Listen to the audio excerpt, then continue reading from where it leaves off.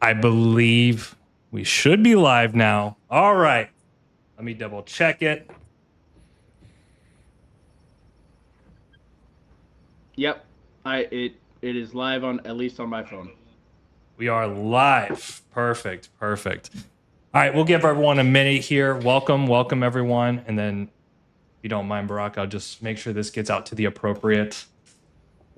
Channels. Yep. Sure. Perfect. While you do that, I will see how badly I'm losing in fantasy football. Nah, you're doing great, man. What's your team, Burak? Do you like football? Do you have a team out there? I mean, you're picking the litter now. Yeah, I've been kind of following the Chargers for quite a while since they're the local team. They are they are solid. Yeah, this year maybe they'll get farthest they've ever been. We'll see. Chargers are AFC West, and the Rams are AFC or NFC West, right? I think so. Yeah. I'm a Cardinals fan at heart, so I'm I'm born and raised from Arizona, so Oh, yeah. I've I've spent a lot of time out in LA when I was right after high school, like my start of college. I had a lot of friends go to school in LA, so hmm. came out there a lot. One thing I had to double check, guys, just to make sure. I apologize about this. Make sure that the chat's also available too. Do you want me to click on the YouTube video again? Okay, I do see Dude Nolan saying hi, Barack, Alex. Good to see you. I'm not seeing the chat here, but you should see it, right? About this. Julia's coming in with the triple I, goat. yeah, I see a couple people in putting messages up. So. Perfect. So Barack, if you would like, so we are live. Everything's looking good as far as I can tell. I'm also going to be expecting people to come in with questions for you. So Sure. I don't know if you want to open up the app and you can also see the questions that come in. Oh, I see. Let me try to do that. Yep, no worries. So essentially, you can go into the live, and that way you'll see the feed. I mean, we'll keep an eye on it. Okay, we are live. Congrats to Barack from Turkey. All right, you getting love from Turkey, man. Beautiful, beautiful. All right, so we'll give everyone a minute, and then we will be kicking off. Super excited for this. So, Catan Corner, episode number 2. Andrew, I should have worn my hat. It's the wheat hat, right? It's the wheat hat. But your wheat hat is a different than my wheat hat. Your wheat hat is because you won with wheat. Mine is because I didn't pull the wheat. Oh, Actually, no, because Barack definitely picked the best hat. I like the brick hat is solid, man. It looks awesome. Yeah. I like the Yeah. white and the red. you got Barack. You got so much swag this year. Oh my gosh, it was so Yeah. much. They had to Yeah. ship it to you later, right? Yeah. I thought I got a lot, like with, but like you got probably like 3 or 4 times as much. I had to have people take some of my stuff home because I Mm. couldn't fit all mine. Yours was a tower. All right, I think we're good to go, guys. So I really appreciate your patience there. You know, we're doing some new things, so really appreciate everyone showing up. And then Brock, obviously, people will be coming in. All right, well, welcome, guys. This is the Catan Corner, episode number 2. We've got both Drews, double Drews, and Drew. we also have a very, very special guest today, which is Burak Ozgur, the current USA national champion. Burak, welcome. Thank you. Thanks for having me. No worries. So it's been just over a month since you won your, the awesome game, awesome tournament. Kind of what has, are you still feeling the high? Kind of walk us through that a little bit. Yeah, honestly, just super excited, and it's continuing. I mean, it's sort of like Mhm. a dream when it happened, and I'm still kind of living that dream and excited and happy and looking forward to the next steps. Like it's, playing at that level with such awesome players all around the board, and throughout the weekend. I mean, it's so much excitement to play competitively like that, and to make it to semis, make it to finals, and then to win it. dream come true. It's amazing. It's amazing. You know, it's something that you were telling me earlier was that you've been competing for about 15 years, right? So, you know, I started playing around 2021 competitively, and I think Andrew was probably a little earlier than that. But what I love is you've really seen the scene evolve. So I think you having that perspective, I'm sure, has played a big part of it. I'd love to hear kind of your journey, kind of how you got into the game. Maybe some grassroots for the audience would be awesome. Sure, sure. So yeah, I look back to when I was first introduced. It was one of my best friends.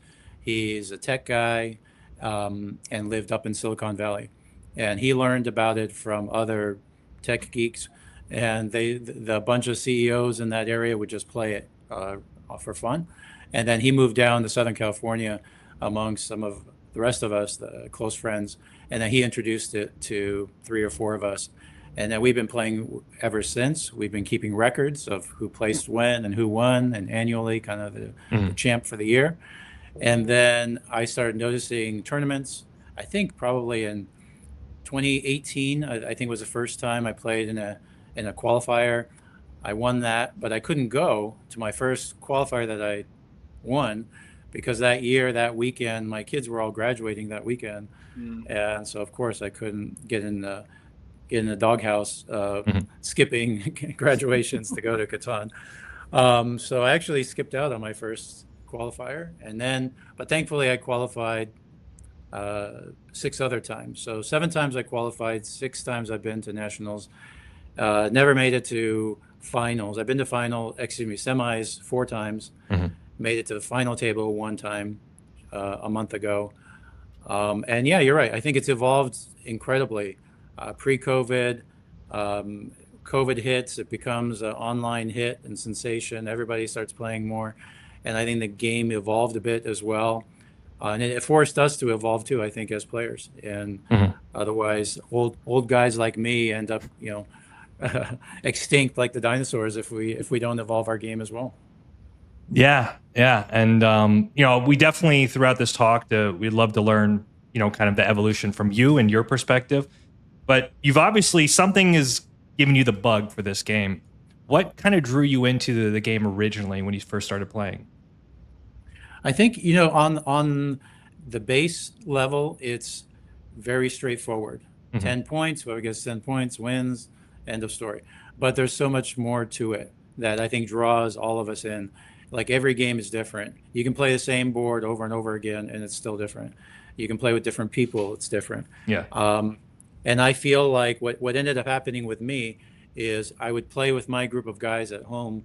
That'd be sort of my test kitchen. I'd try a different strategy. Did it work? Did it not work? I'd make notes.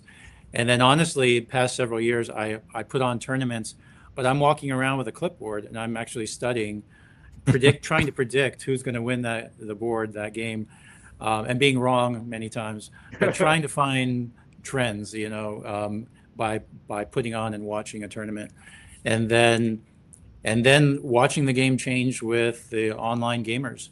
Playing. I feel like playing behind a screen, just like social media in general, with an anonymous name. It's very different. People are bolder. People, will criticize politics and other things behind a screen, but to someone's face, it's a very different conversation. So, and for better or for worse, social media has changed everything, but it's also changed the game. And that's why I sort of had to play more and more online, which is a good thing, but then also find local clubs and play with other people. So I'm glad I did that because, half, if not more, of the tournament is online gamers. And my semifinal was 2 online gamers and 2 of us over the board. And I was, wondering what's going to happen. Are the 2 online guys going to support each other? Are they going to battle each other? Are they going to come after me? What's going to happen? And it was a battle indeed. And then with Andrew, Andrew, hats off to you. You're an awesome player, just like Drew. You guys are the godfathers of Catan, and I appreciate you guys interviewing me, having me on the show. But I feel like that final game, Andrew, it could have been any of the 4 of us, but you and I think have a very similar story. We've been playing a lot, Yeah. and first time to the final table, and we have both, I think, a very strong social game and trying to get people to do what we need.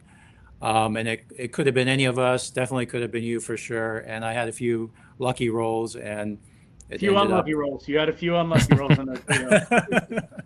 And by the way, for Seven. some people just coming in, obviously Burak is the USA champion, but in the final game, he was actually playing against Andrew. So it's kind of a very interesting perspective to have both you here to share some of that experience. Because we all made semis, and of course you guys made the finals. So we'll definitely unpack some of that. And I love the fact, Burak, that it seems, you were mentioning, kind of the over the board players and you had online players in the same table. It's such an interesting dynamic, but really playing over the board is its own beast. And I don't know how much experience you have playing online, but one thing I noticed watching you is like you just have such a cool, calm demeanor. And it's like, I just know from experience too that absolutely crushes over the board.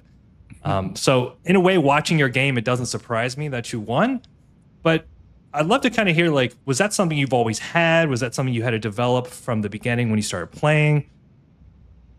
I'd love to. No, I appreciate that. I think, I did a podcast interview with a YouTuber from Germany a couple weeks ago, and he was sort of saying something like, you're like Batman. You're kind of cool and calm, and you play behind the scenes, stuff. I think for me, a lot of it comes from my profession. So as a physician, as a surgeon, things happen and you got to keep it cool and get the patient through surgery and through the emergency room or whatever happens. And so there's sort of perspective, when whatever I'm doing, playing pickleball or playing Catan or whatever, you put life in perspective that, I got this, I can handle this, I can handle the stress. And I'm a big Survivor geek as well. I've applied for Survivor many times, never made it. Maybe one of your subscribers can get me on Survivor. But I love the social element of where you have to work with people and you have to collaborate, you have to find partners, but then you have to sometimes pivot, and you may need to stab people in the back. And in the end, there's only one. And that's sort of the play, that's the huge element, right? It's not, you can't just read the rule book and then be a master of Catan. You need to be able to work with people. And that's the beauty of the prelims and semis, is so many different types of people.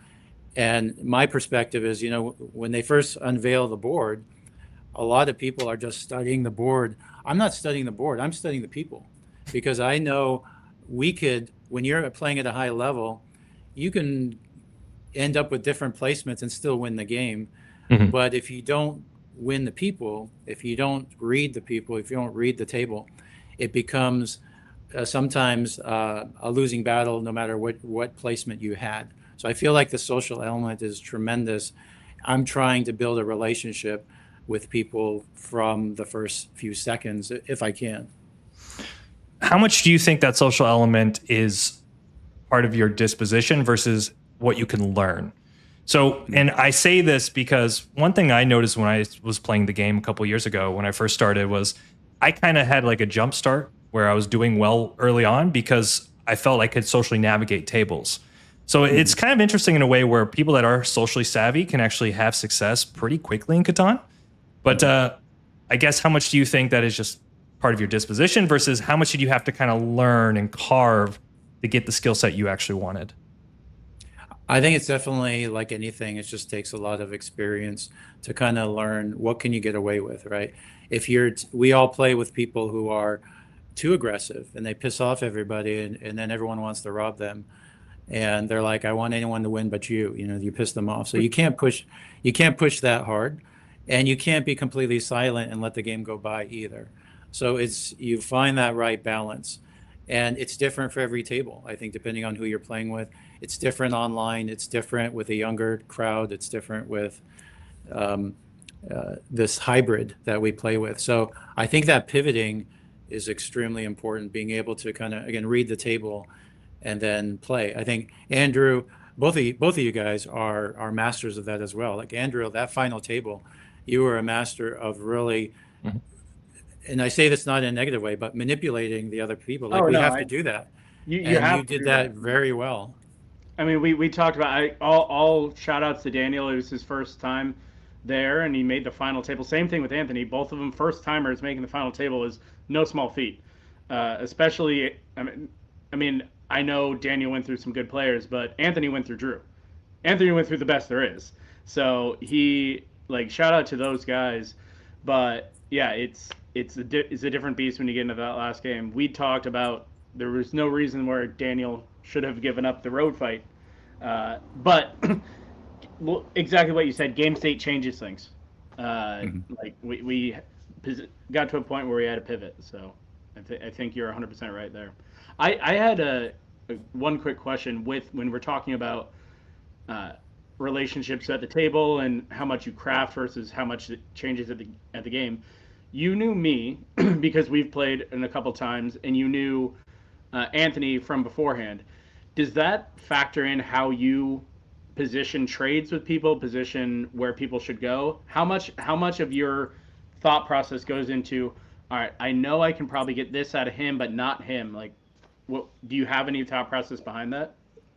Yeah, definitely. I think at the competitive level, you have to use everything you can get to give you any advantage. And so I've played with Anthony in LA, Orange County crowd a few times, and he's a great guy, amazing. He made it so far in his first year of competing at that level. He's awesome, and Daniel as well. Like really proud of them. And then at my semifinal table, Atik, who is an online guy but from LA, also really good player, and he was trying really hard to manipulate the crowd very well. He was doing a good job, but so was I trying to battle that. And again, it's such a beast, because I think you're right that you got to take every element you can, any advantage.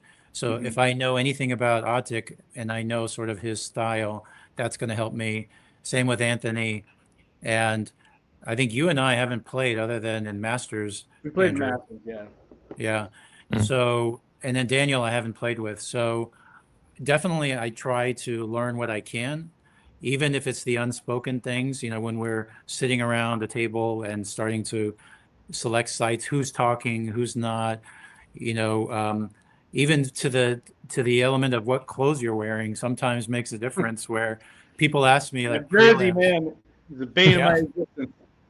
I'll tell you something, Andrew, That's so that funny. others Yeah. have pointed out is like when the LA crew started growing and made T-shirts, there was a big debate. Should we wear our T-shirts or not? Because the New York crowd stands out.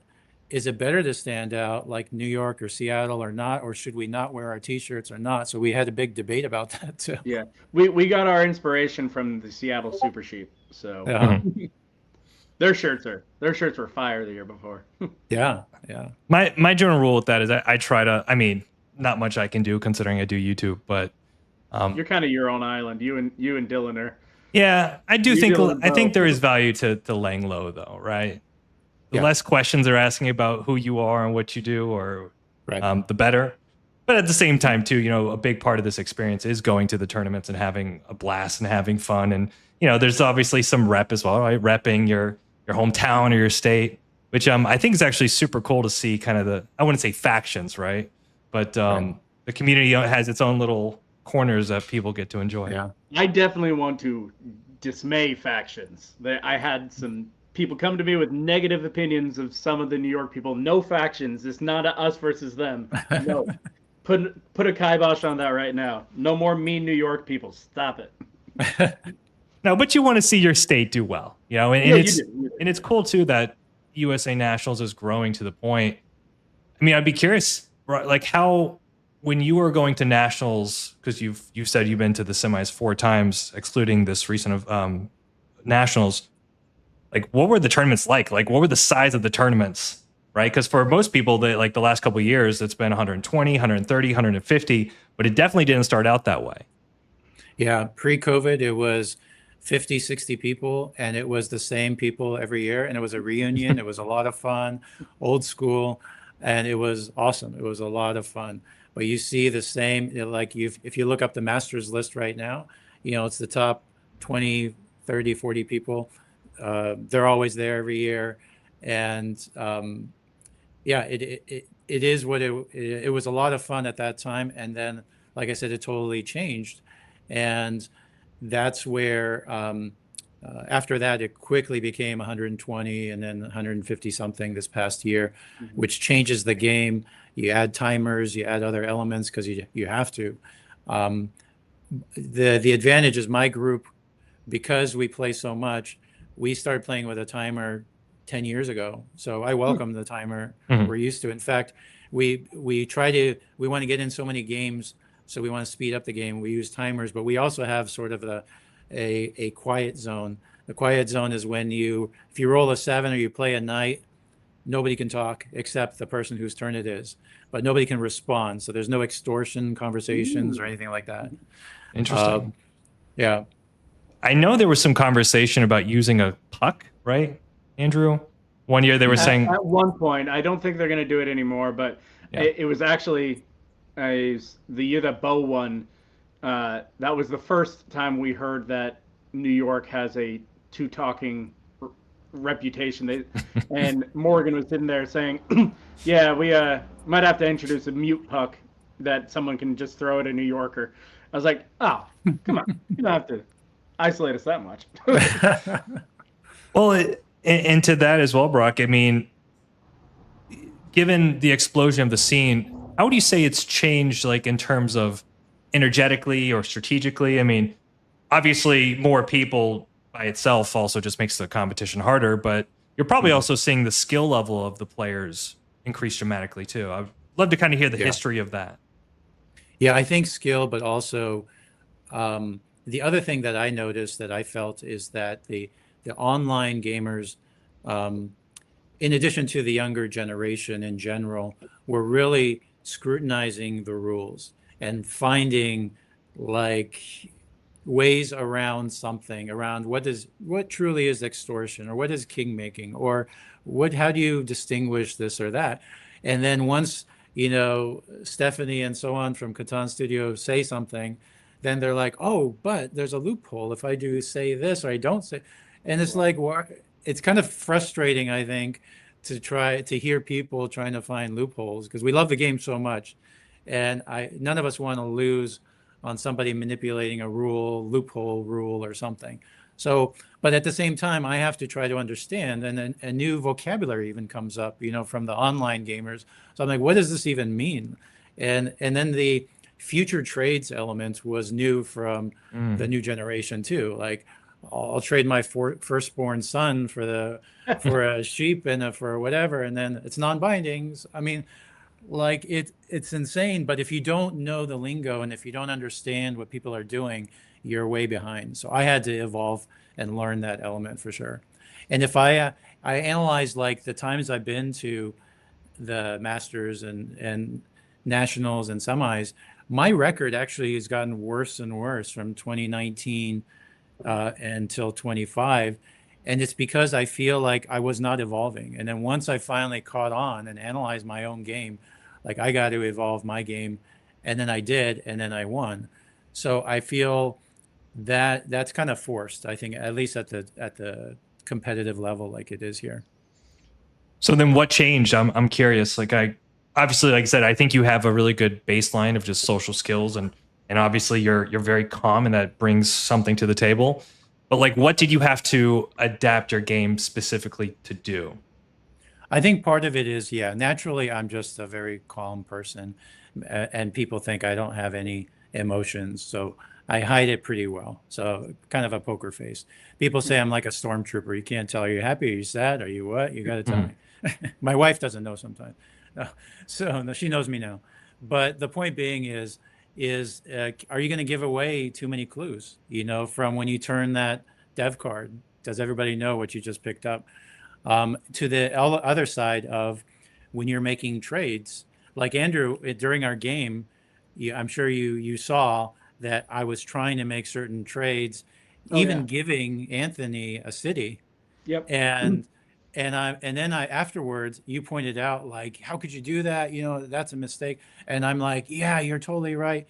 But of course I did it on purpose because I wanted him to be the target, and like, oh, you got a city Yeah. on that 8 rock. Of course, we gotta rob that spot. It is So so, yeah. Sorry, I didn't want to interrupt. no, I mean, so sometimes we give away. You guys do this too, Mhm. right? You know, early on, you got to give away points to because you know you're going to make it up in the end in the long run. We're not playing chess. We're Perfect not thing. playing checkers. We're not playing 3D chess. We're playing 4D, 10D chess, you know. This is this is leagues above that where I don't mind giving again, you guys do the same thing. You give other people points and other advantages because you know you're trying to switch the attention to somebody else Mhm. so that I can sneak from behind. Yeah, it's actually really it's so funny you say that, and it's so telling of the high. There's high level social games, but even in the high level social games, there's very different ways to do it. Because I obviously knew you were trying to shift that attention, but because I knew you were doing that, I was trying to shift the attention from Daniel to say, I can't believe now he's here and Barack's here. I'm not here, Hmm. kind of thing. And even within the high level games, there's just different ways to do it. I had a quick question. I know you said you think your record was going down, but then you shifted and you moved up. I know you had 3 wins coming out of prelims. Drew, you had 4. Uh, my journey through prelims was the hardest this year that it's ever been, and it made me like sick to my stomach how bad it was. How was your? I don't think I asked you about your prelims and making it through semis. How was your journey to that final table? Yeah, for me, it was, I agree. It was tough. I won the first game, I lost the second, but then I won the next two. What's interesting, guys, is that the third game started out really strange for me. This this one guy, it's the four of us. This one guy to my left, I won't say who he was, but he starts with a frown on his face, looks super serious, you know, and I'm like, great. People are gonna like look at this guy who doesn't look happy to be here, too serious. But then what he does is interesting is the other two ask, so how'd you guys do so far, you know, in the first 2 games?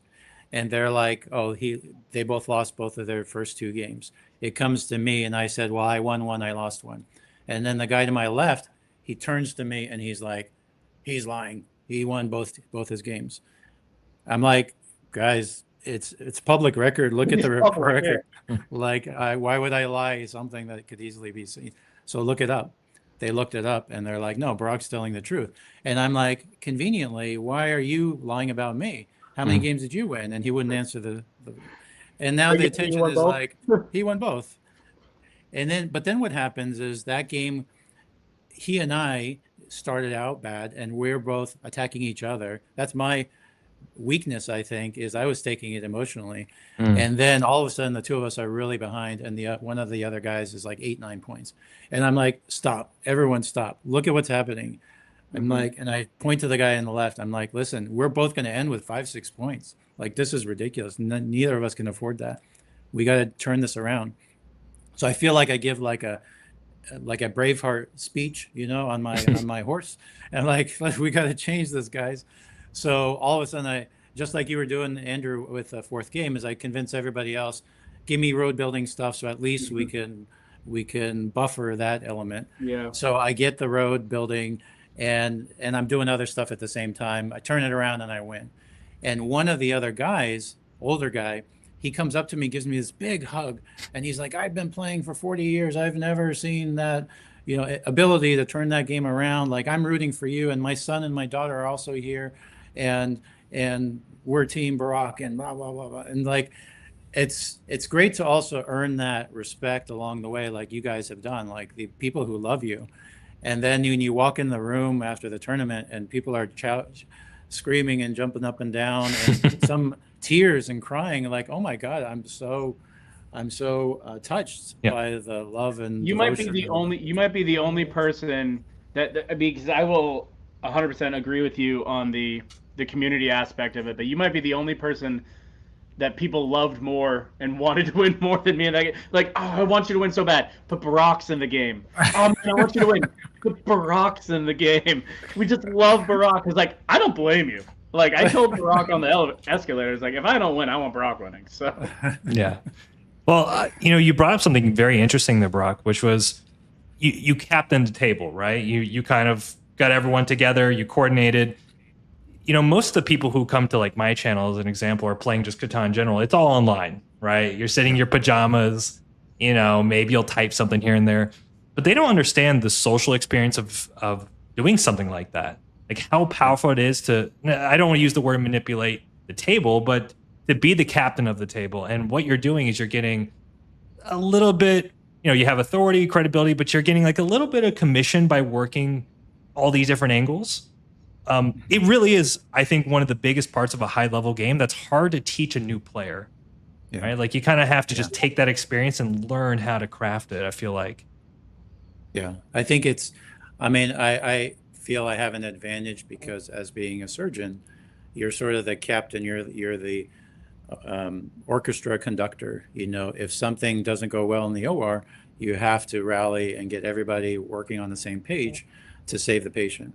And of course, we're talking two different levels of things, but on the game, it's the same type of thing. Is like how can we row together to make sure we all benefit, and that we all have a chance to make it to the end instead of being blown out like that game was going to be.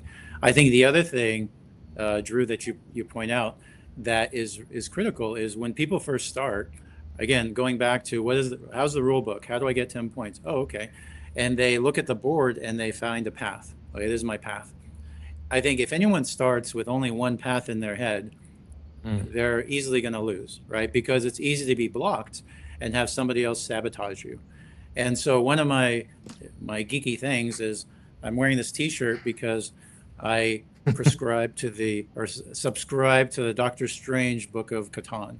And what I think of that is we all do this, is you have to look in the multiverse of 20 different paths. Like how can I come up with 10 different paths to win this game in case Andrew blocks me, or Drew does this, or Atik does this, or Bo does that? How do I pivot? You got to be able to pivot.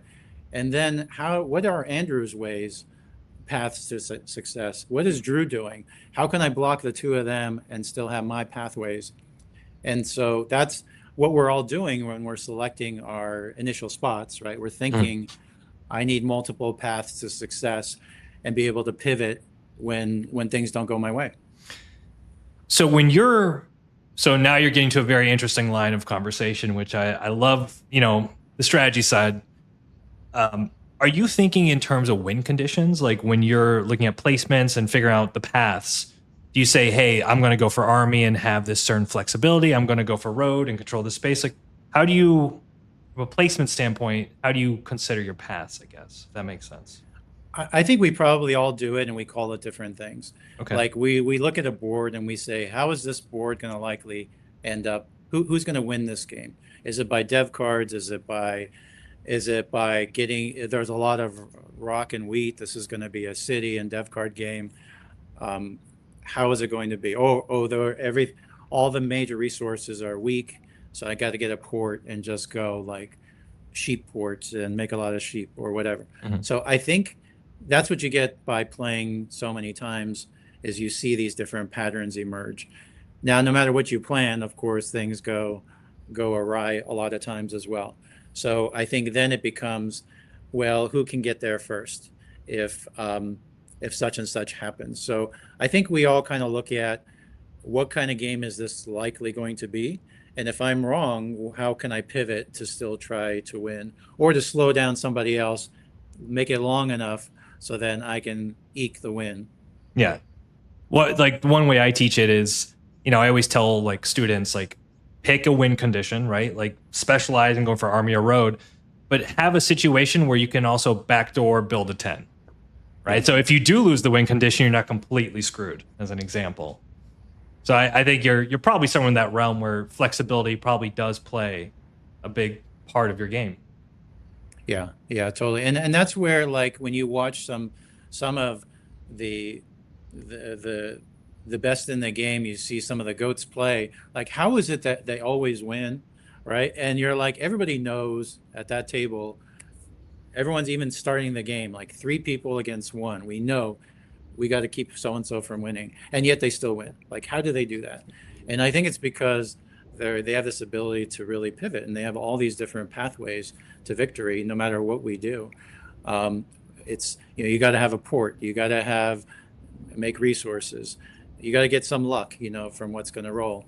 But it's that's what makes this so much fun, right? This Mhm. is every game's different, but having those multiple pathways is the key. So would you say you have a favorite pathway or strategy, something that you just tend to lean on more than others? Not really. I mean, Okay. I think we know that in the semis and finals, everyone's competitive. Anyone can win. And if you're seated, like Drew, you knew you were seated number one, right? In this last tournament, you're one, I'm two, and we're already calculating that they're going to come after you and your table in semis. They're going to come after me. So we're going to get a bunch of dev cards, get a bunch of knights, and even if they're not knights, you can use the other cards very successfully. So Mhm. quickly defend ourselves. And Andrew knew I was doing that in our finals, buy a bunch of knights. If I happen to get army, great, I can keep defending it and moving it off of myself. So sometimes I think you got to start out real defensively and like, I'm going to buy a bunch of dev cards. Um, and then other times, people wonder like how can you be disciplined with a monopoly? Like you want to use it or you save it all the way to the end. That's another key element. Like when is the right time, and trying to remember what was just rolled, and are there a bunch of this or a bunch of that. That's critical. I think that was critical in your game as well with some of the other players. Oh yeah, I the actually it was a really unfortunate, and I think it got down to nerves. Rory in my semifinal. Drew and I talked about Rory. He's one of the best. I think one of the best up and comers there is. I think the nerves got to him after he played a mono, and then the time clock got to him, and he misplayed. He settled on a higher, like a 411 instead of the 12 desert. If he settled the 12 desert, which was the sheep or the wheat port, he actually would have had the game. But Mm, the nerves got to him after he Mm. played a massive mono, and then he ran out of time. He used 8.5 minutes of his time bank right after he monoed, and he just mm, was staring at the cards, fumbling with the cards, could not figure it out for the life of him. And I feel bad, obviously not that bad because I made the final, but like, yeah, it's 100% what you said. Like, it all comes down to what you do with the decisions you make in game. Yeah. mm. And I love that aspect too, because I have this stance of online players versus over the board players. And that aspect of dealing with that pressure that's like that, sitting at a table, you're dealing with the social pressures of the people, the moment. Mistakes happen. And I think Oh yeah. that is something that a lot of newer players, like Rory's obviously a very confident, successful individual, but it can get to anybody, you know? Oh yeah. And I don't think people I realize was that. in the middle of the semi game. I was like hyperventilating almost for a minute. I was like, "This sucks. This sucks. This is gonna be bad." And then I calmed myself back down. I had a little bit of a moment like that in the final.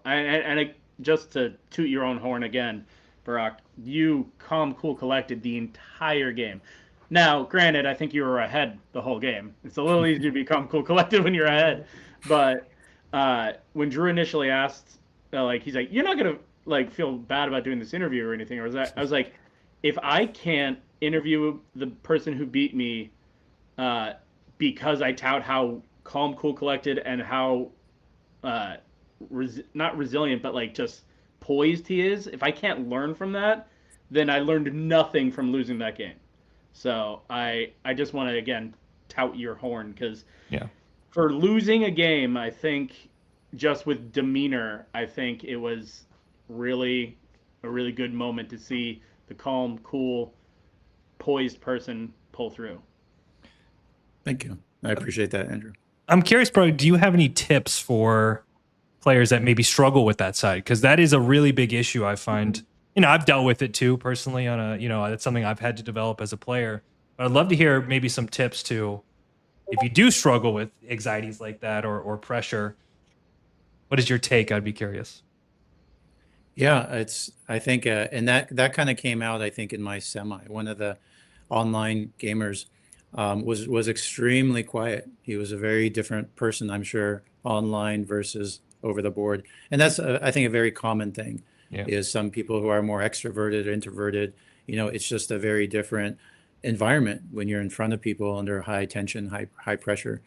I think the advice is just do it a lot. Just keep getting there, playing with other people live. Do both. Kind of get the volume of games through online, perhaps. Play a ton of games, Mhm. learn different strategies and techniques and trends, but then make sure you play over the board. If you're going to play in tournaments that are over the board, then you got to practice over the board, and you got to develop those social skills, and get over, or at least control the anxiety. I think we all have a level of that anxiety. Some of us more comfortable than others, but the only way to kind of get that in check is to test yourself more and to put yourself in that uncomfortable position, and then hopefully we all thrive the more we do that. Yeah, it is a experiential thing, which is very difficult to just be like, do X, Y, and Z. One thing I noticed too from an experiential standpoint, so I won last year, and after winning, well, first of all, it didn't set in right away. I don't know if this was it for you. Like, you win, you're like, oh, okay, I just won, right? But then like maybe like the next day, it kind of like hit me a bit. But a lot of things made sense after that win for me, right? Like I thought about a lot of my tough losses, kind of the journey. I'd love to kind of hear like, did you kind of have something that just kind of validated the journey from your moment, from your perspective of the process after winning USA Nationals? Yeah, definitely. I think when I look back, I can definitely see why I didn't win until now, because I think it's a culmination of all those things, all those lessons, all the the social elements that we learn along the way. Um, and it's that I guess it's sort of an evolution and a maturity in the game as well. I know people who don't play Catan maybe laugh at this and think you're talking about a board game, but it's more than a board game. I think it's much more than that, because the social element is tremendous, and you actually learn social skills.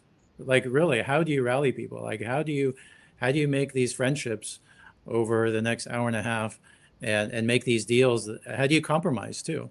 Like, I want Mm. this. No, you want this. Well, if we don't make this deal, we're both going to lose. So let's compromise. So these are social skills that are critically important, that I think, whether we're talking about Catan or not, that I think is cool to actually see ourselves evolve. So I do see my game has evolved. I do feel like, um, I didn't win the first 6 times for a reason. And uh, sometimes you do all the right things and the rolls go against you, or you don't get that trade, that one trade that you needed, Mhm. or how many times have we been like in the crux of a major game and we're one card short, and like, oh, if I had done this last round, I would have won. Mhm. So there's a lot of I coulda, shoulda, woulda, analysis. Um, but in the end, again, at this like competitive level, it's a different beast, because you wonder, like, again, how do the really good players win so much even when everybody's gunning against them? And I remember talking with Bo when he went to Worlds, and I mean, he had won. I don't know his record. Like, he had won like all the national games. He won the final. Then he went to Worlds and he won the first 4 in a row. And He was on some nasty like 20 win streak. It was yeah, disgusting. and I remember he's like out in, I forget if it was Malta, if it was Germany, Malta, but yeah. he's there, and I'm texting him after some of the prelims, like, yeah, you're doing amazing, and he's like talking about, okay, should I win the next one? Should I throw the next game? So change the seating, or people think that I'm not bulletproof. It's like amazing to even think that, Yeah. like, I think he went 19 tournament games in a row. He wow. went 5 and then 5. He won 2 qualifiers, 5 and 5, and then went nationals 5 and then 4 at Worlds. Hmm. I mean, it's not a mistake. It's not Yeah. Yeah. Yeah. as much as we throw the dice every turn. It's only just a piece of the puzzle. Yeah. What's the question that I always like to ask like high-end people, uh, and I always love to hear the answer. What's your percentage of luck in this game?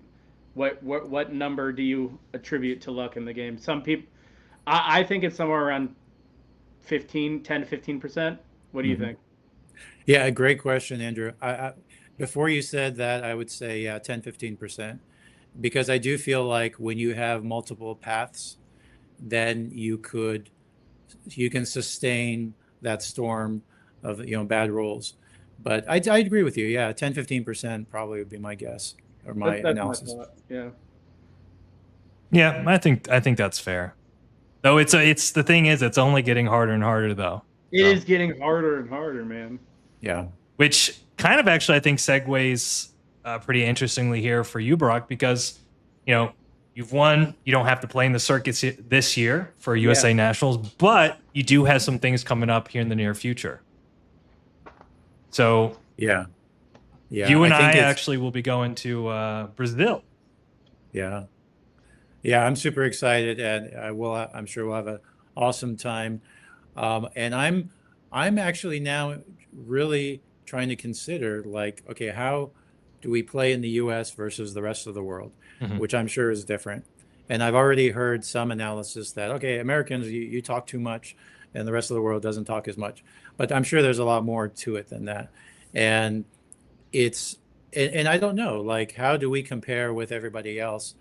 Um, and I do want to prepare in however way I can. I do want to spend time with you guys and play at a high level in preparation for Americas and then eventually for the world.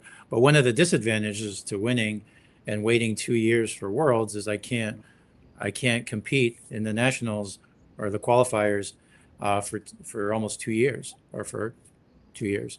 So that's challenging. So I still got to find other ways to play, but I'm excited, and I definitely want to prepare and can learn from you guys. Yeah, absolutely. I mean, just looking at your game and just even listening to you today, I really think you're going to be in a good place at Worlds, because I went there in April and had a lot of experience. It is slightly different though when you're comparing, like let's say the European style versus what we're doing here in North America. It's a lot more subdued socially. I feel like it's kind of like everyone gets their setup and they let the game kind of just play out. Versus, we're very much about balancing, captaining the table. So that will probably be the biggest thing for you is you're already very cool and calm. Like that's going to play, I think, a huge advantage at Worlds. But just kind of making a read with certain people, and something I love to do is I love to, like you said, spark conversations socially at the beginning of the game, see is there any insights or intel that I can get. So honestly, I think you're going to be in a great spot. But yeah, I'm looking forward to running some scrims with you and seeing what insights we can extract from each other there. I'm going to be really interested after you both go to Americas and Worlds. I want to know the difference, how akin Americas is to North American style play, or if it's more like European style play.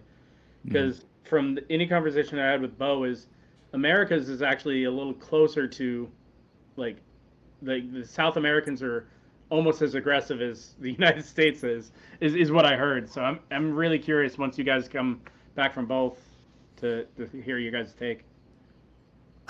I'll tell you, I mean, my personal take about that whole element is it's a piece of the game, but honestly, like having good fundamentals, taking care of your own physiology and making sure you're showing up with the right mindset, that's going to be 80-85% of the battle.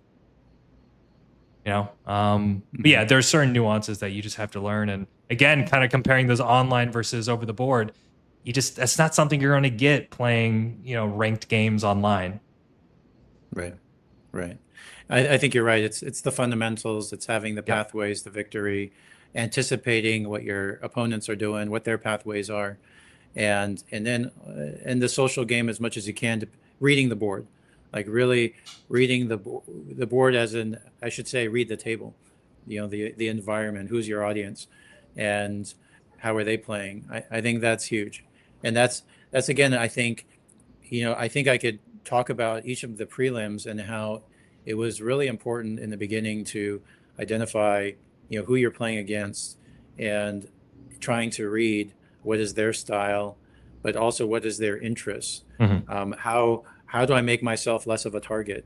I don't want to jump to the lead real quick, but also if you're seeded number one, how are you going to play differently to protect yourself or to convince them to make deals with you, even though they know you're very successful?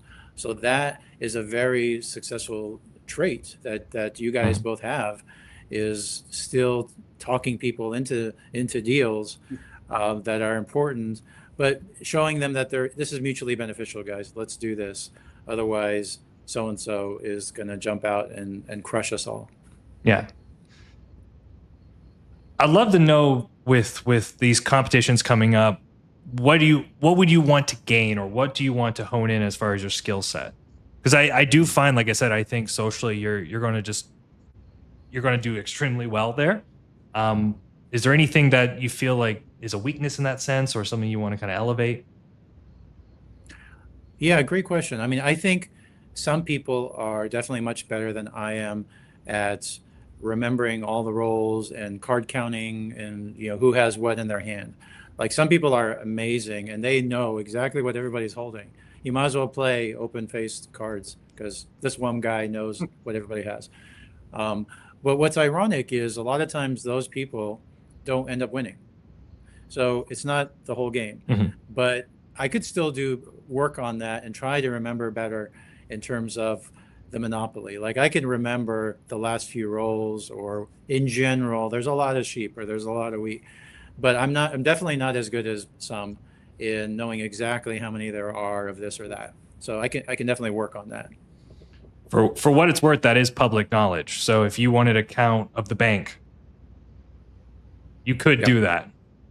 Oh yeah, yeah. So in tournament rules, the only time you're actually allowed to count the cards in the bank is if you're unsure there's enough cards to go out for a certain die roll. Really?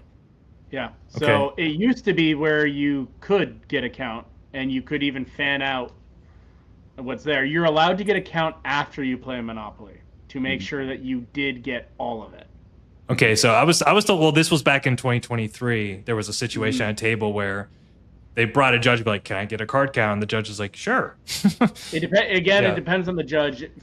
From most recent, I guess, errata or whatever you call it, the most recent edition of the rules of what Stephanie has said is the only time you can count the resources is if like a 5 rolls and there's like 8 wheat that goes out and you're not sure there's enough wheat to go out.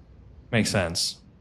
Yeah. But again, like you talked about earlier, Burak, the thing with the rules is it depends on which judge is answering the question at what time, and the rules change every year.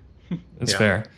But what I love about your answer there, Burak, is you're at a certain point with your skill set and your ability where you are kind of tapping into going for the 1%, right? Like your fundamentals, your social game is so strong that now it's just kind of like cleaning up little things here and there, which I think that's part of the grind, right? Because it's like, how much can you grow at a certain point? But there's always something to learn. And I think, at least for me, that's what keeps me in the game. It's like there's always an edge that you can sharpen.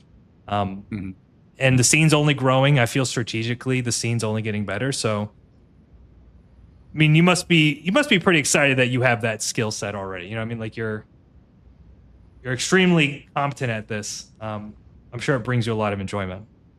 Thank you. No, I do appreciate that. And again, I think it's some of those life experiences that kind of give us some advantages in communicating with people and being able to manage a stressful situation.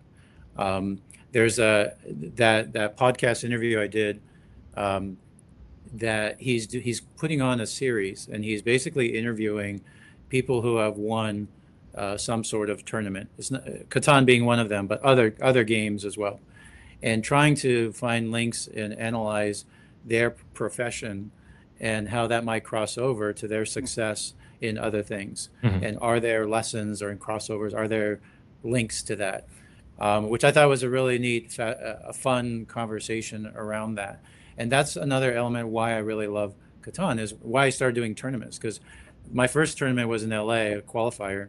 And in LA, I sit down and I'm like, hey, that guy looks familiar. Who is that? And I realized, oh, he was an actor on CSI. I saw him on TV. And so you may be sitting across from an actor, a teacher, a plumber, a doctor, anything. And that's what makes it really cool. And where, again, anyone can win, anybody has, but you can pull from any of these experiences, which could give you an edge, which in the end, with any competitive anything, is we're all looking for an edge. Right? Where can I gain advantages Yeah. from my life, from my social circles, from my profession, being whatever it might be. And honestly, I think that creates an interesting segue from the sense of, we can get into some of the scene changes. But I do love, one thing about coming to these national competitions, especially as big as they are, is you just meet so many fun, interesting people. I mean, I think even that fact alone, there's something that you can learn and take away. Like, even if you go 0-4, the people you're going to meet, the ideas you're going to hear, it really does, I think, keep it exciting. But as you know, there's been some changes going into this year for the 2026 Nationals, which I think it would be fun to talk to you about that a little bit.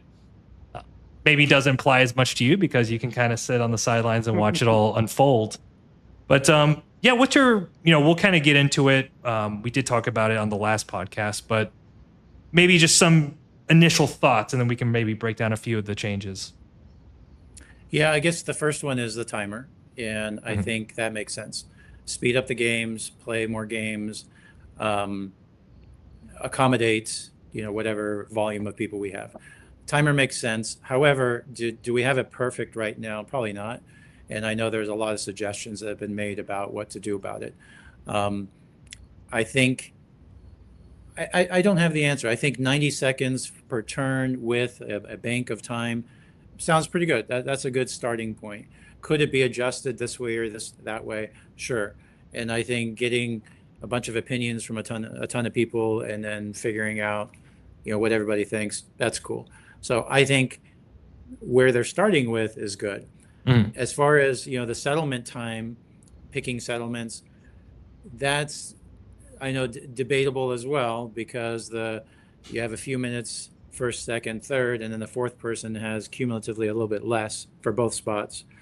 So is that fair? Is that not? I know people are debating that. And then the question many of us have is, well, what if you didn't place when your timer was up? Do you not place? Is it random? Yeah.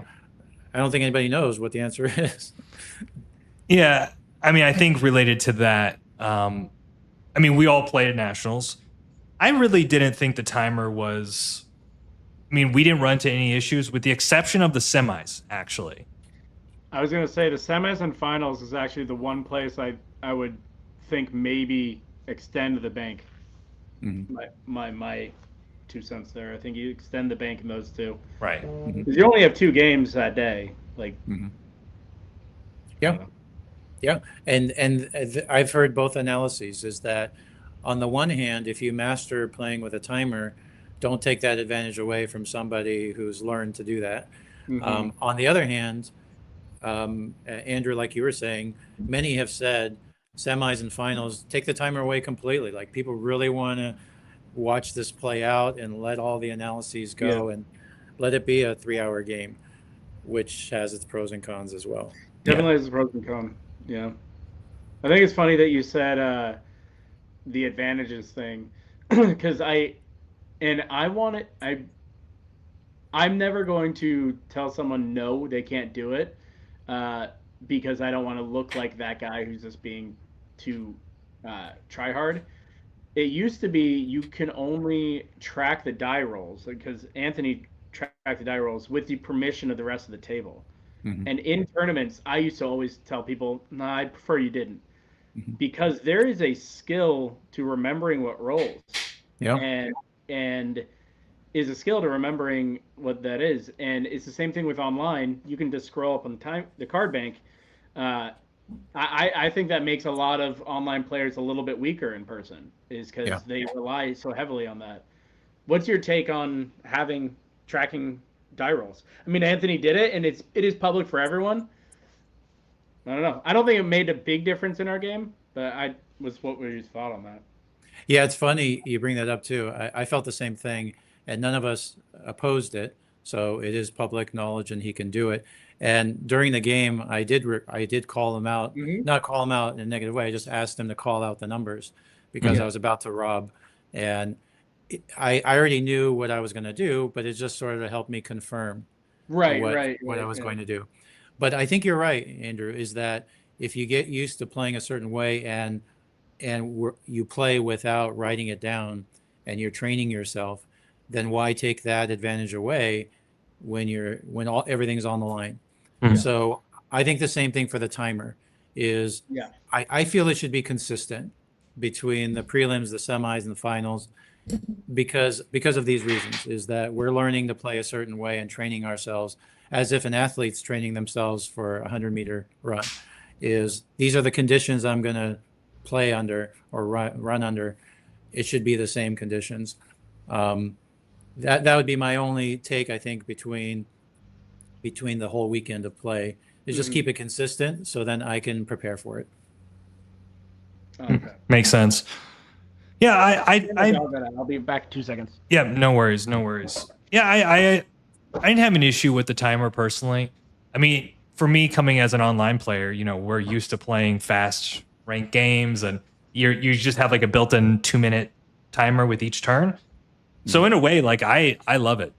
If I had my choice, I'd be playing bullet Catan, you know, where it's like 15 seconds per turn, and everyone's kind of just playing off of pure intuition and instinct.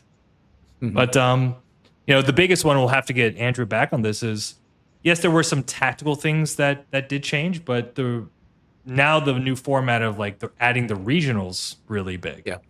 Yeah.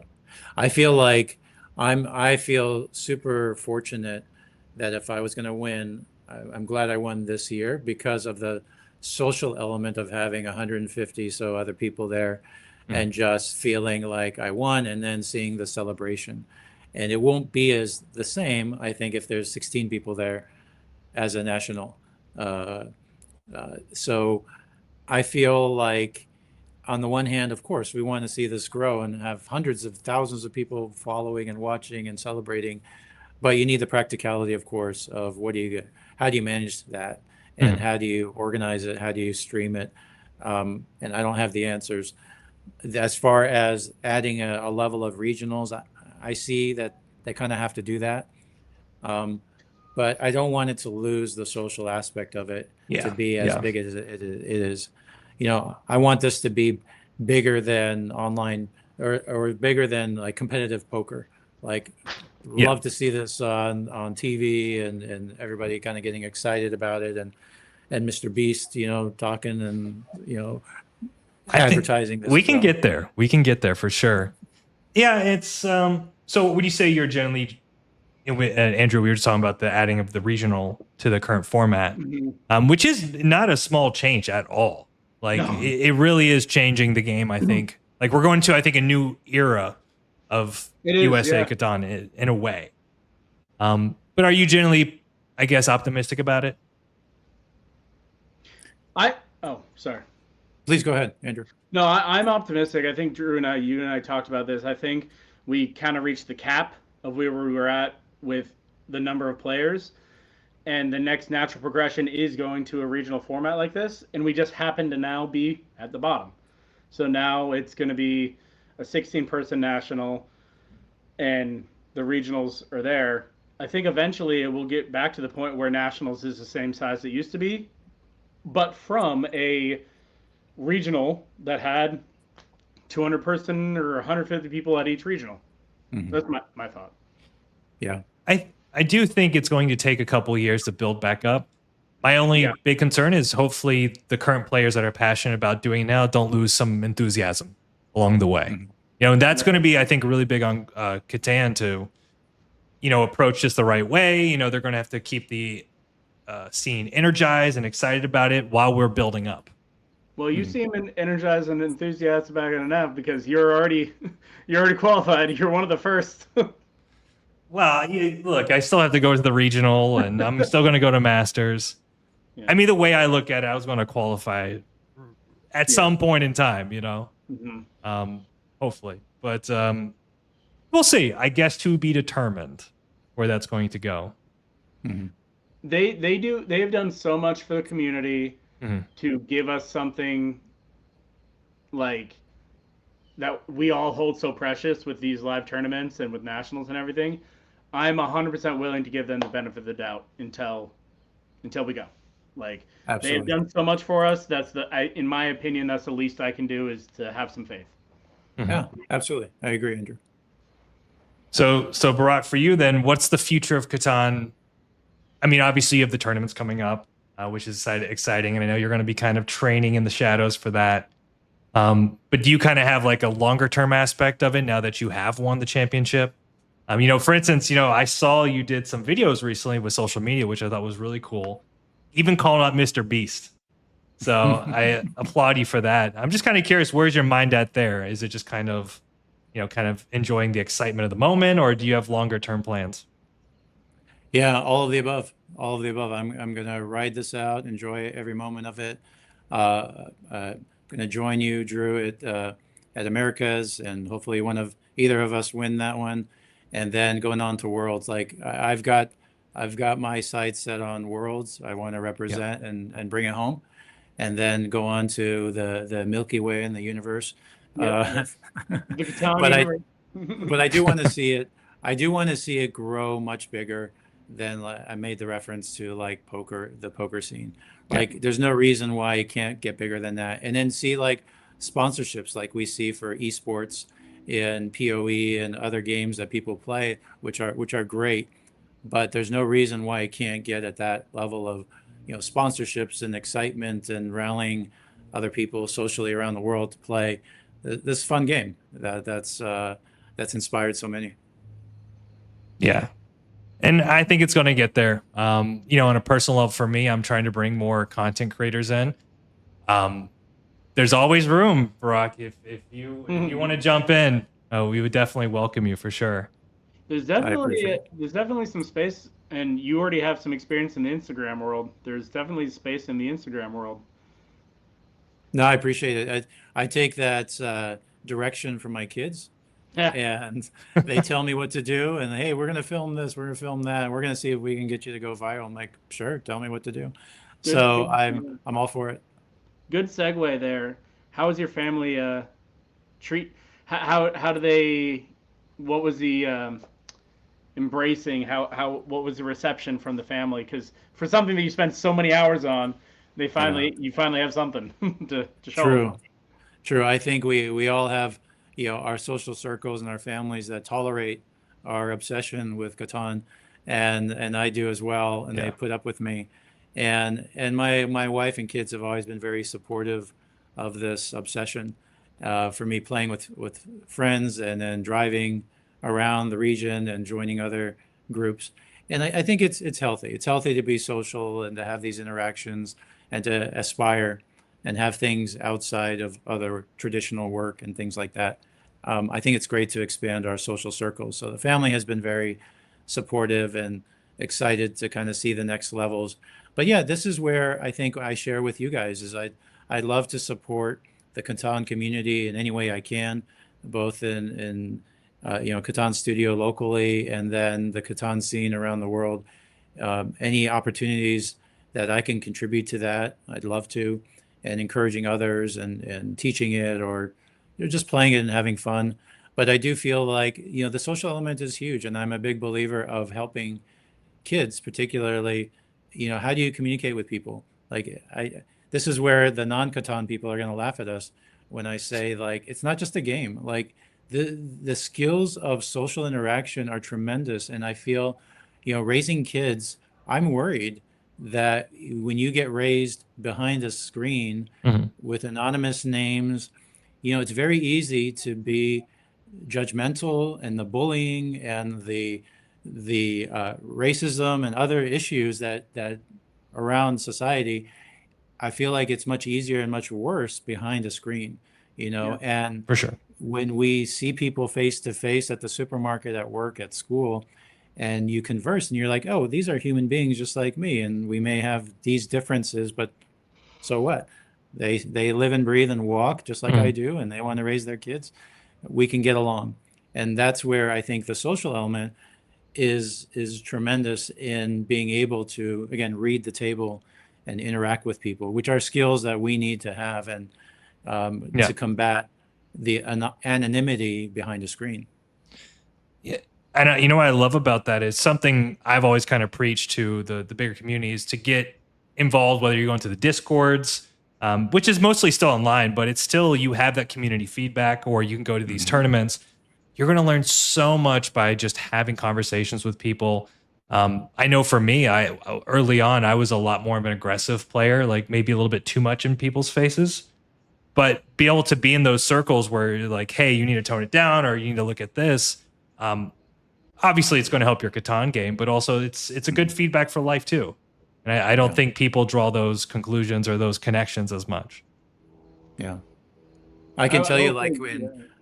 in observing, like putting on tournaments and observing, as I mentioned, I'll walk around and make my predictions. I'm much less successful in predicting a table based on placement because I don't know those players, right? I don't know how they're going to play.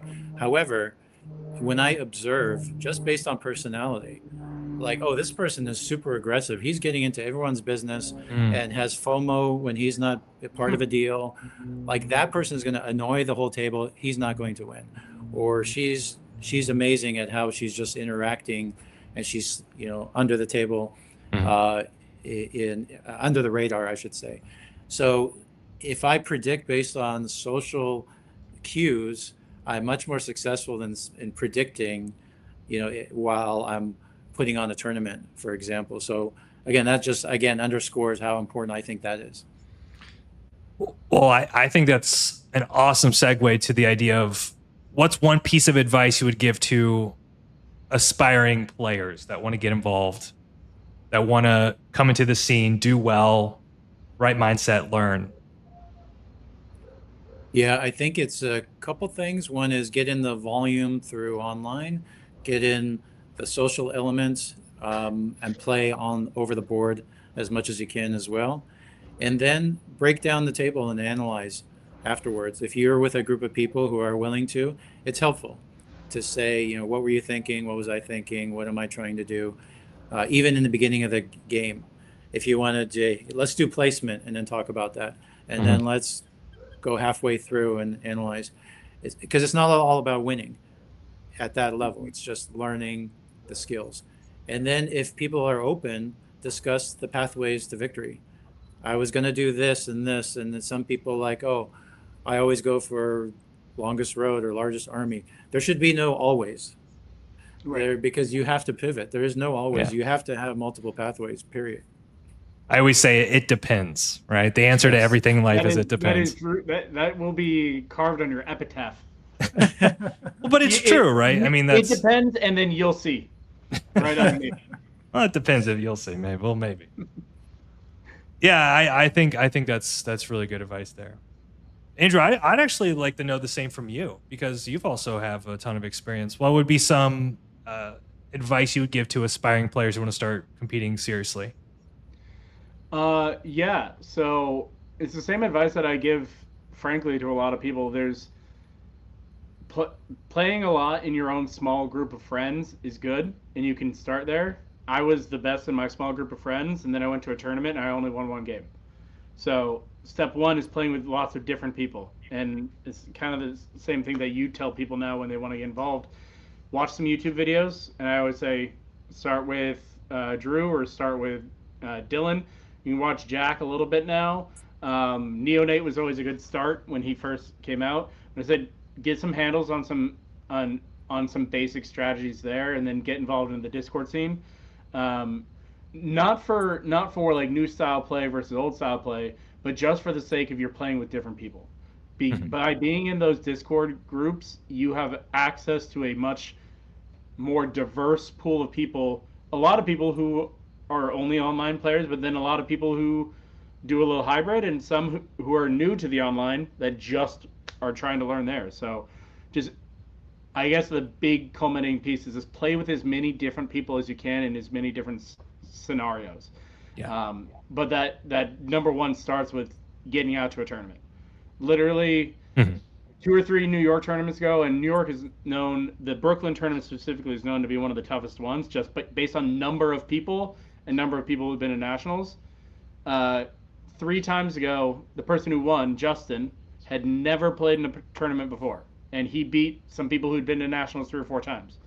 So step one is just get your foot in the door. Just go to a tournament, and then there'll be the scene is growing and welcoming enough now that there will be plenty enough people that'll tell you what Discord servers to get into and what to do Yeah. and how to get involved. Just show up to a tournament.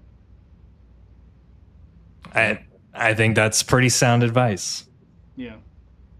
And so Brian, the kind of my last question for you is, if you had an opportunity to change a rule in Catan or add an element, what would it be and why? It's a great question. I think the most frustrating thing for me is also the newest evolution of the game, and we were chatting about this earlier, and that is sort of the manipulation of the rules. And some people take it as a challenge.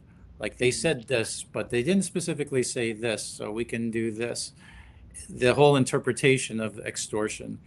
I think it's very frustrating because, again, we love the game, and I don't think any of us would want to take it in that direction where you win by a loophole or because you took advantage of this or that.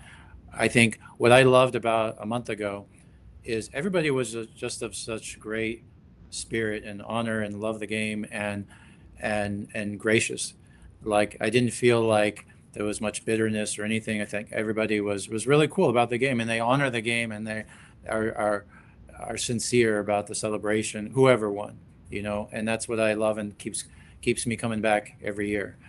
So the element of this extortion definition and all of that, I find really frustrating, because there are elements of the community that want to take advantage, and they'll always be, right? Like lawyers, they'll always find a way around something. A lot of lawyers that play this game. That's right. Yeah, there's a few for sure. Yeah.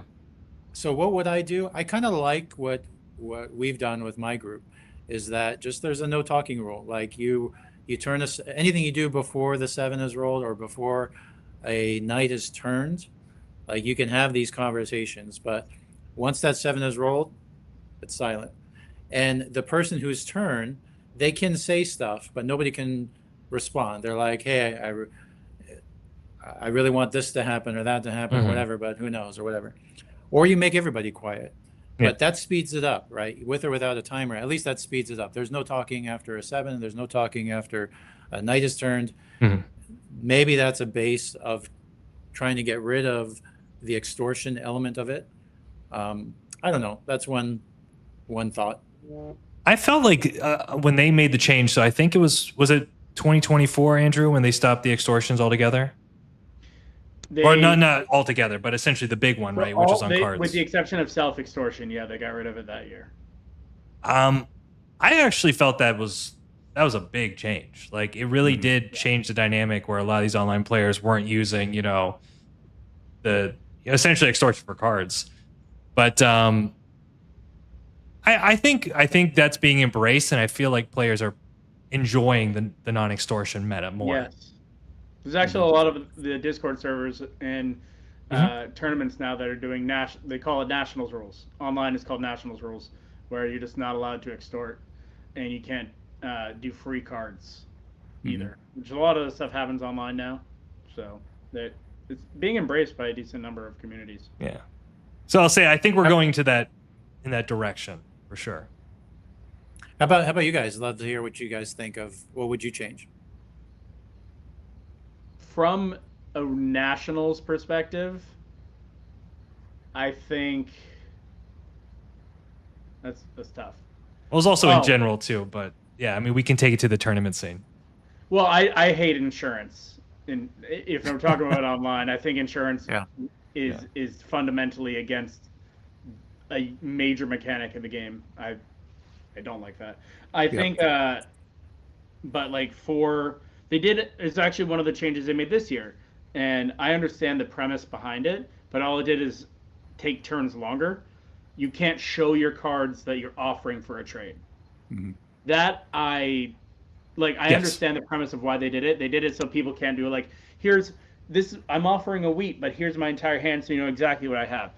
You shouldn't do that, and that's exactly what you said, Burak, of people trying to get around the rules. But in the middle of a turn, it was so unnatural for me to say, hey, I'll offer you a wheat for sheep, because I normally put the weed out. I'm like, weed for sheep, like you know. And I got dinged, even in the final. I think I got dinged by Stephanie once for doing it. So I didn't like that they added that on. Yeah. I mean, like Andrew, I also, whenever I do a trade, I almost always show the card. There's just something about making the availability known to the person that I think helps the trade go through. So that was, I probably did it at least a dozen times. So did I. But and I'm gonna work it back so that I don't do it as often. But it was just like natural that I did it. So I think that was one that stood out to me with this season. There is kind of a thing in my mind which I find the mono is too powerful. So like I was thinking of like if there's something I could change about Catan, because I've been asked this question a lot, it's something about the mono. I feel like if there's one card that can break the game, it's that damn card. You play the expansions, right, Burak? So like if you play Season Nights, I kind of like what that mono does, which is essentially you get a maximum of 2 cards per person. I think that's probably the change I would do if I wanted to, like, bring the game to more parity. But, maybe that's also part of the fun too, is it doesn't have to be balanced to have a good competitive game in that sense. It'd be even more, it'd be more chaotic, not less chaotic, is if you take out some knights and put in more of the green cards. So add a mono, add a year plenty, add a road builder, take out 3 knights. Yeah. See, I find the game, with the exception of how strong the mono is, I think the game's perfect though. So I try not to change it too much. I agree. It's Yeah. there. But I have one last question, and then whatever Drew has. So when we did a podcast beforehand, before nationals, and we did a lot of topics, but one of them was talking about people. Like there's a slide of like our top contenders or people that we said to look out for, and then we got to a section of like all over the board players, and it's actually funny. I asked Drew, I was like, I wonder how far back in that list we said Burak. I went back. Yours was literally the first name we said for over the board players, which is just hilarious that that's how it turned out. But not even necessarily a question, but do you have any players who've been coming in multiple nationals or people you met this year? Like, who do you want to shout out that like you either had to get through or just people you're like, they're awesome? Oh, that's great. I mean, honestly, and this sounds like a cop out, but there's so many people that I'd have to go on and on. I mean, there's a lot of people. I'm glad that a lot of the local scenes, like LA, Orange County, is getting more organized. But there are several people that came with the LA crowd that made it to nationals. That they're all really good players. Same with the Northwest. Seattle, Washington State. That there's a lot of people who show up every year, make it to nationals, could win it any year. And of course, the East Coast has been super powerful as well. Texas. I mean, if I had to try to come up with a list, there's probably be 20 people on the list that are sort of watch out for these people. And that's where in the end, like it gets so close. I mean, we've all been in games. It's just, you have the win in your hand and the person wins right before you, or just one card. Yeah. And where it's all the skill of the game. And then there's that last 2 seconds where it's determined who won that tournament. So I don't know. It's sort of like the Oscars, right? You don't want to leave out a name. So I'm going to take the cop-out answer and say there's so many people on that list. That's fair. I think we had 2 or 3 slides of names, so that's totally fair on the spot. Well, and it's interesting for me because I mean I feel like I'm engaged in the scene like a very interesting like deep way online. But to be honest with you, Burak, this was the first time getting to meet you at the nationals. I mean, I wasn't really too familiar about you or your game. So that also has got me kind of excited too. Who are these players that I don't know about that are still like, have strong potential? So hopefully as you and I start to play games and I start to learn a little bit more about your perspective, you can kind of also drop some of those names as well so I can be prepared. Oh, certainly. But yeah, honestly, there were so many just nuggets and insights here throughout this conversation that I really think for those who are interested in getting better at Catan, go through it, take your time. And I love the fact too that it doesn't have to be very technical information to be insightful and helpful. Mhm. You know, you had so many things about mindset, about social skills, and kind of like approaching the game right way. I feel like the scene is missing that. So the scene is very lucky to have somebody like you with like your maturity and just kind of experience. It really is. So we want to say kind of thank you for hopping on and sharing that with us. Thank you. Thank you for having me on. And like I said, I've learned a lot from both of you guys and many others around the scene that just play an incredible game. And that's what makes it fun to come back every year and to want to do it again. I congratulate you for your YouTube channel and for the podcast and what you guys started with this series as well. Like it's a lot of fun, and I would definitely recommend others to go back and watch the other episodes and the analysis of the games. That's really helpful too, because sometimes people just play and they lose and they're like, okay, next game. But if you really break it down, like you guys do on the show, it's really tremendously helpful to find out why did people do what they did. Like people will criticize like for good reason, like my starting placements. Why did you do this? Why did you do that? There are reasons why we all do what we do, what's going on in our head. And sometimes it works out, sometimes it doesn't work out. But I would also recommend that to other people is watch the breakdown analyses of the games and who did what and why they did it, not just next game, next game, next game. Just if you really want to get good at it, break it down. And there's also just even like seeing, okay, optimal moves, but also just stylistic differences too. Right. Which I think is fascinating to me. There was a question that did come in as well from the audience. Do you ever play online, or is it strictly over the board? I know you did mention, recommending playing online, but we didn't really touch on that too much. Yeah, no, I do play online. I don't play as much as I should. And I think I will this year since I can't go to tournaments. But I will definitely play more online. I play a fair amount, but not as much as I should. Okay. Is it, are you in the ranked scene at all, or is you kind of just play? Honestly, I don't think so. There's a few times in the seasons of Colonist where I'd be ranked, but generally not, because I've also used my experience on Colonist, to be perfectly honest, I use that as a test kitchen as well. Is what if I do this? What if I do? What if I started only on these two spots? And I'm basically challenging myself. And I do that with my one group of friends as well, as I have this test kitchen over the board and I have my test kitchen online. Never feels good to be the group of friends that is the test kitchen, because you win so much that you can do that test kitchen. I'm not going to say which group of friends I do that with, but I think all of us, the three of us, have our test kitchens. That's cool. Yeah. I mean, the game, there's so many different aspects of the community that you can indulge in, especially considering there's limited opportunities to play over the board. But like I said, I'm optimistic. I do think that will continue to increase as the scene grows. But yep, absolutely.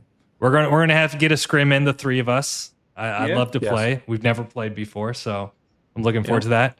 I guess, was there anything else you wanted to add, Burak, before we end the line here? That's it. Thanks for a great conversation, both of you guys. Awesome. Great show, and look forward to getting to know you guys more and more through the years and building Catan through the world. Yeah. Awesome, man. Well, thank you so much. We're super excited for your journey, and obviously I'm going to see you here in a couple months. I think that's in May. When is that? When do you guys go? I think it's in May, like mid-May next year. March is next year. Yep. Okay. Well, I better check my calendar and get it on there. But that's gonna be super excited. I'm excited to see you again there, and we'll record some content. We'll do some fun stuff, and hopefully one of us will win.